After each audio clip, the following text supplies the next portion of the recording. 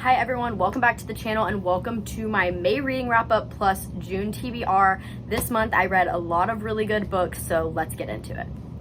Here is my little stack, which I will probably drop. Actually need to hold these up for a thumbnail. Okay, that was the thumbnail picture, hopefully. Yeah, I'm actually missing one book from this stack because I'm lending it to a friend, and I'll get to that in a second. Let's start with my stats. I know some people don't like when stats are done in videos because it makes it seem like reading is like a competitive thing, but I do it simply because I think it's cool to look back and reflect not only on how many books I read, but also like the genres I read and all of that stuff. For me, it's fun. If you don't like it, you can just skip forward a little bit. This will only take a second. But I read 11 books, and it was a total of 4,358 pages, which is insane because I don't feel like I read that many, but 11 books is a lot of books. This is the most books I've read in 1 month so far this year. I was aiming for at least 13 books because last May I read 13 books, but a lot of the books I read last May were shorter than some of these are, so I think in total I actually technically read more this May than I did last May. To do a little genre breakdown for you, I read 1 historical fiction, 1 dark contemporary adult romance, not really sure how it's classified, 4 regular contemporary romances, 2 dystopian slash romance slash fantasy. You'll see why I can't classify them when you see what books they are. I read 1 YA fantasy, 1 NA fantasy romance, and 1 thriller. And the best part about these stats is that 5 of these books were 5 stars for me, and I think the rest weren't, none of them were lower than a 4-star, which is awesome because this year I've had a couple months that were not bad reading months, but I've had several months with no 5 stars, and I'm pretty generous with my 5 stars. I'm not like super duper picky about books. Knowing that I had 5-star reads just makes this month even better. So starting off, I actually don't have the book on me right now, but I read Daisy Jones and the Six. I'm lending it to a friend right now because I enjoyed it so much. That's why I don't have the physical copy here. But I've been putting this book off for so long simply because I read The 7 Husbands of Evelyn Hugo, also by Taylor Jenkins Reid, and I had seen it so hyped up on TikTok, and I was expecting it to be like one of my favorite books ever, just hearing the way people talk about it and hearing how people loved The 7 Husbands. And while I liked it, I just don't really get the extreme hype. It was an enjoyable book, but I've heard so many people say it's either their favorite book or it's made them cry, and like neither of those were even close to being the case for me. It was a good story, but it wasn't like anything special or anything I think about frequently. And I was a little scared to read Daisy Jones because I didn't want to have those same like kind of let down feelings towards it. But I finally picked it up because if you saw my TikTok video, I did roommate picks my next read. I gave her like 4 or 5 options, and that's the one she picked. I absolutely loved it. The interview style setup of the writing is so creative, and it made it all that more engaging to read. I felt like I genuinely knew these characters, and there was multiple times I forgot I was even reading a book. I felt like I was just reading an interview that was real people. I thought the characters were so charming and so endearing, and I think part of the reason they felt like real people to me is because they all made mistakes, but that's just what makes people human. Nothing felt sugar-coated about the book, and I don't know, I absolutely loved it, and I binge watched the show after I finished the book. The next book I read was The Finish Line. This is the final book in the Ravenhood trilogy. Whenever I originally started this trilogy, I had no clue what it was about, and I had no clue what the genre was. And if you watched my April reading wrap up, you saw how I have very conflicting feelings about this series. Part of me hates it and it makes me uncomfortable, but part of me loves it. It's so dramatic and it's so toxic, but something about that is like addicting to read about. I definitely don't think this is like my favorite style of romance ever, but they were really quick to get through and I enjoyed them. This one was actually my favorite out of the whole trilogy, and I think a lot of that is due to the fact that this was the least toxic out of all of them, and I frequently hear people say this was their least favorite because of that. It didn't have as much crazy drama or shocking things happening in it, but I think that's the exact reason I liked it more, because it felt more realistic to me and the characters were more endearing, especially compared to books 1 and 2, where I frequently was getting annoyed with the choices the characters were making. I wouldn't like overly recommend this book or this trilogy, but I did enjoy it, and if someone was specifically looking for a dark contemporary romance, I think this would be a great direction to go in because I got through it quick and I liked it. I think I gave this 4 stars. I also finished another trilogy this month, which was the Shadow and Bone trilogy, and the last book is Ruin and Rising. Once again, I hear a lot of people saying this is their least favorite one out of the trilogy, but for me personally, it was my favorite. One of the main reasons for that is that the main character, Alina, really annoyed me in books 1 and 2, but I felt like she kind of came into her own and had some great character development in this one. I do have a reading vlog up where I read this book and some others, and I feel like I talk about my feelings towards this book a lot in that. I'm not going to go too in depth right now, but if you're interested in knowing more of my thoughts and why I liked this one so much, definitely go check out that video. It did focus more on like the politics and the world building, but the characters were fairly established at this point, so I really didn't mind that it went in that direction. There was a couple things I wasn't a huge fan of in this, but overall I really enjoyed it and I got through it pretty quick. I think I gave this 4.5 out of 5 stars. Also, overall, I feel like the Shadow and Bone trilogy is just a really solid YA fantasy series. It's nothing special. It's definitely not my favorite series by any means, but I really enjoyed it, and I think it's also a great starter into the fantasy genre if you're new to it. Then I read the final 2 books in the Shatter Me series, which are Defy Me and Imagine Me, and if you've seen any of my other videos about books, you probably know that I was putting these off for so long. I'd heard lots of spoilers about these 2 books specifically and the plot tropes that take place in this, and I was heavily avoiding that because I love the original trilogy so much that I didn't want these to ruin it. And I will say I was pleasantly surprised by these. I gave Defy Me 5 stars, even though there were a lot of things that frustrated me about this or that I didn't like. Whenever I closed the book, I just had that 5-star feeling, so I had to give it 5 stars. And then Imagine Me, I think I gave this either 4 or 4.5 stars. I still really liked it. The plot tropes that I'm not a huge fan of were primarily taking place in this one, but I didn't feel like it ruined the characters or ruined the plot. It made sense for the direction the plot had been heading in from the previous books, but overall, I still think the original trilogy is a million times better than the later books. I also didn't read the novellas, and I'm debating if I should go back and read them because I don't think they would be as impactful to read now that I've finished the series, but I've gotten a lot of comments on TikTok of people saying I have to read them, so let me know in the comments if you think I should or if it's even worth it now that I've finished the series. Also, overall, I just love the Shatter Me series, especially the first 3, as I've said multiple times now, but just a really great series that I feel like a lot of people could enjoy because it fits into multiple genres. It's dystopian, it's also fantasy sort of because it has a magic system, and there's lots of romance, especially going on in the later books. I love Aaron Warner, the male love interest in this. He's probably one of my favorite characters of all time, and I also very much enjoyed his character development in these books specifically, even though we didn't get his point of view in the last one until the epilogue, which made me a little upset, but I love him and I thought his character development was very interesting in these 2 books. Then I read Yours Truly by Abby Jimenez. This was my book of the month box pick, and it's an adult contemporary romance. I loved this book a lot more than I was expecting to. Not only is it my favorite book of the month box book of the month box book. That makes sense, right? It was my favorite one I've ever gotten from Book of the Month, and that was great for me because I feel like I've had a couple fails from the Book of the Month box. There was a couple that just kind of like let me down, but this did not disappoint. This was a medical / workplace romance, and it was somewhat of an enemies to lovers trope plus a fake dating trope, and the characters in this were just so endearing, especially the main male love interest whose perspective we got. I really enjoyed him as a character, and he in the book deals with social anxiety, which I feel like is something that's not talked about much in books, and you especially don't see representation of that in male characters in books. So I very much appreciated that, and I feel like it represents a lot of people and is something many people can relate to. I gave this 5 stars. I really enjoyed it. I recently also learned this is technically the 2nd book in a companion series. I'm not exactly sure, but I know there's a book that comes before this, so I'm definitely gonna go back and read that, and I think I'll like it a lot. Then I read Fourth Wing. What to say about this? There's too much to say about this. This is definitely my favorite book of the year and probably one of my favorite books ever. I need the 2nd one to come out now. I received this as an ARC, but I didn't read it until this month just because I hadn't gotten around to it, but when I saw the internet blowing up over it, I knew I had to. This is basically a mix of the Manon chapters from Throne of Glass, How to Train Your Dragon, Harry Potter, and Divergent, which are all great things and all things I loved. So it made this book perfect. The romance in this was great. The magic system was so creative and unlike anything I've ever read before. It was so long, but I literally read it in almost one sitting. I could not stop. I could not put it down. I would pay to be able to read this again for the first time.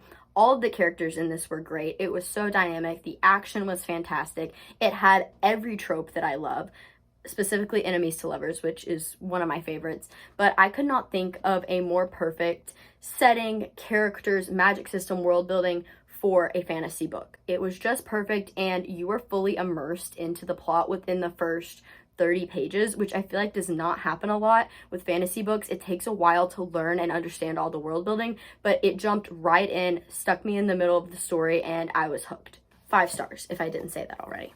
Then I went on a little Emily Henry binge, and mostly because I knew Happy Place was coming out and I knew I wanted to read it. And up until this point, I had only read Book Lovers by her, which I really enjoyed. So I figured I should read the other 2 before I got to Happy Place. So I started with Beach Read because this is probably like the one I hear talked about the most by her. I gave it 4 stars. I really enjoyed it. It made me cry, but I just don't think I liked it as much as other people tend to like it. I hear a lot of people claim this as their favorite book, or at least their favorite romance book. And while I did really like it and I loved the characters, it just wasn't a 5-star read for me. But I did really enjoy it, and I'm glad I read it. I got through it super quick. Then I read People We Meet on Vacation. I also gave this 4 stars, even though it's very different from Beach Read. I think I liked it equally, but for different reasons.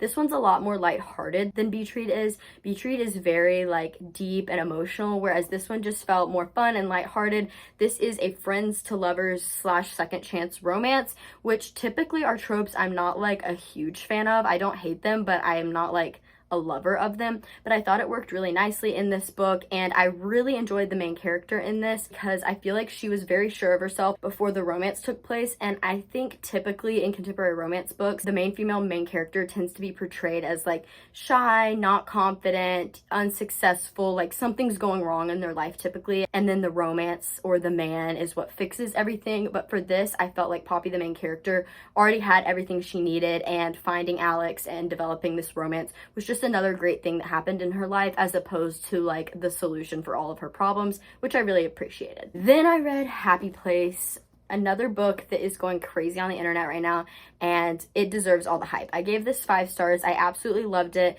Even though it's classified as contemporary romance, it really to me was more of a literary fiction, and it was more about the friend group in this than it was about the romance, and so many parts of this felt so relatable to me. I keep saying that I feel like this is a love letter to college students, even though it's about people who are like upper 20s, early 30s, something like that. But basically it's about a group of friends that goes on this summer trip, and the main character and her fiance have recently broken off their engagement, but they're in the same friend group and they're about to go on this trip, so they pretend they're still engaged to not disappoint their friends and to not ruin the trip. The friendships in this are absolutely fantastic. The portrayal of every single character in this book was great. I felt like I was reading about real people's lives instead of reading a book, and it made me cry. It was great. This is definitely one of my favorite reads of the year. Lastly, I read The Housemaid by Frida McFadden. Finished this very quickly in one sitting. This is a thriller mystery. I hear this getting hyped up a lot, and I really enjoyed it. I give it 4 stars, and the only reason I didn't give it 5 stars is, one, because I felt like the writing was a little bit simple. I enjoyed it, but there could have been more suspense in my opinion. It felt very routinely, like aside from the literal mystery and thriller plot happening, the basis of what was going on in this main character's life was pretty, I don't want to say boring, but it was a little bit dull. I also guessed like half of the plot twist in this, which I was expecting a huge crazy plot twist because that's what everyone says, but I did figure it out about halfway through the book, which let me down a little bit, but I still did really enjoy it, and I plan to read more by Frida McFadden in the future. Those were all of the books I read in May, and before I get to my June TBR, let me know in the comments if you'd read any of those books that I read in May and what you thought of them or what you rated them. I'm really curious to know what other people thought. And also let me know in the comments if in the future when I do wrap-ups, if you would want me to like briefly explain the plot. I feel like I see a lot of booktubers doing that, where they give a brief synopsis of the plot before giving their review, but I try to avoid doing that because I don't want to give any spoilers. But if that's something you guys would want to see more in the future, I definitely can start doing that in my videos. Moving on to my June TBR, I definitely will not get around to reading all of these, and there will be plenty of books that aren't even on this list that I end up reading, but these are just the ones that are currently on my radar that I hope to get around to in June. And surprisingly, most of these are all the same genre, minus like one or two, so that's how I know I definitely won't be reading all of these, because I frequently feel the need to have palate cleansers between really serious books, and I'm very much a mood reader, so who knows what I'll end up reading. So the first 3 books on my list are books my boyfriend picked out for me to add to my TBR. I was gonna make a whole video out of it because on my TikTok I did roommate picks my next read, so I thought it would be fun to do boyfriend picks my next read also. However, his explanations for picking these were not enough to make a video out of. 2 of them he said they just looked cool, and 1 of them he said he picked because it was a pretty cover. So yeah, but these are on my list because he picked them out. The first one he picked is Scythe or Scythe. I'm not really sure how you pronounce that. This is, I believe, dystopian or sci-fi, maybe both. And I know this book was really popular a while ago. I actually picked this up at a secondhand bookstore just because I'd kind of heard the name of the series and I saw it was a good deal, so I got it. It's been sitting on my physical TBR shelf for quite a while now, so I'm really glad he picked this out because it finally gives me a reason to get around to reading it. I don't know much about the premise of this, but I know it's something to do with like population control and people who are assigned to like use their scythe, this thing. That's the name of the weapon, scythe, and that's what they do to control the population. I don't know much else about it, but it has a American Library Association honor book. Not sure what that means, but I'm assuming it's some type of award, so I know the book's gotta be good, and it is a trilogy, and I'm looking to get into some new series, so I definitely think I'll be getting around to reading this month. He also picked out 6 of Crows, which is perfect because I was gonna read it this month anyway. I recently finished the Shadow and Bone trilogy, as you saw in my wrap-up portion of the video, and so I'm very excited to get to this. Honestly, the whole reason I even started the Shadow and Bone trilogy is because I wanted to read this, but I hear so many people say you need to get through the first trilogy before you get to this duology, but I know this is typically the fan favorite and people like it a lot more than the Shadow and Bone books. So hopefully I'll get around to this and also the second book in the duology. This is also taking place in the Grishaverse, the same universe as Shadow and Bone, just with different characters. I did watch the first season of the show, so I think I know some spoilers for what happens in this, but I'm trying to block it out of my memory because I want to go into this as blind as possible, but I'm very excited to read this. I have a feeling it will be one of my favorites. The third book he picked for the pretty cover was Things We Hide from the Light, the second book in the Knock 'Em Out trilogy, and this came out recently. I read the first book around this time last year and I absolutely loved it, and I think I've just been putting this off because I hear people say they didn't enjoy it as much as the first one, plus it's really long and I'm not looking to get into a reading slump, but I know I'm gonna want to pick this up because most of these books are like fantasy or thriller or a lot of dark things, so I know I'm gonna want like a light fluffy book in between reading all the heavy stuff. This follows the main male love interest from the first book's brother. His name is Nash and he's a police officer. I don't know much about the female love interest in this, but I think it's enemies to lovers or something like that.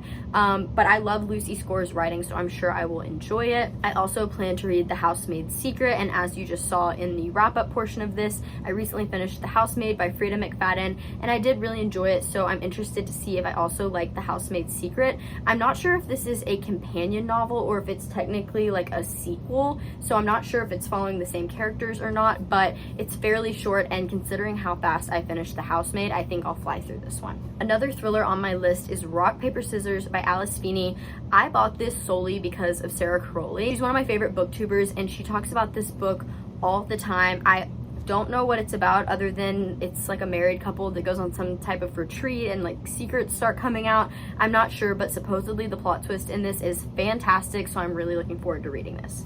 I also have Light Lark on my list. This was really popular on TikTok and all over my For You page. I want to say like in the fall or like a few months ago. It's by Alex Astor and she is also on my For You page very frequently. I don't even know what genre this is. I've heard people compare it to The Hunger Games, but I thought it was a fantasy, so I'm not really sure what to expect going into this, but I've had it sitting on my shelf for a while and figured it was time to add it to the physical TBR. I also want to read The Liar's Crown. This is a new adult fantasy romance, I believe. I was sent this by the publishers, so I really don't know what it's about at all, but I read the little blurb synopsis on the back and it sounded really intriguing to me, so I stuck it on my TBR list. And lastly is Vow of Thieves, the second book in the Dance of Thieves duology. I read Dance of Thieves over a year ago, and I've been hesitant to start this one because it's been so long that I don't fully remember the plot. And this was on my May TBR. I never got around to it, and I know if I just keep putting it off, I likely will never read it. So I'm thinking I may do an audiobook listen if I can find it somewhere, and maybe I can just listen to it when I'm like cleaning or driving and just kind of have it as background, because I do really want to get through this duology. I just don't know that with this being on my TBR, I will ever choose to actually pick it up, open it, and read it. So I'm thinking audiobook is the direction I may end up going with this. That is officially the end of my May reading wrap up and my June TBR. Let me know if there's any other books I should add to my TBR, and like this video if you liked this video. Make sure to subscribe, like, comment, all of that good stuff, and check out my other book videos on this page, and be on the lookout for more book videos and vlogs to come on this channel. And head on over also to my TikTok and Instagram. I'm posting book content on TikTok almost daily. Thank you guys so much for watching. Hope you enjoyed.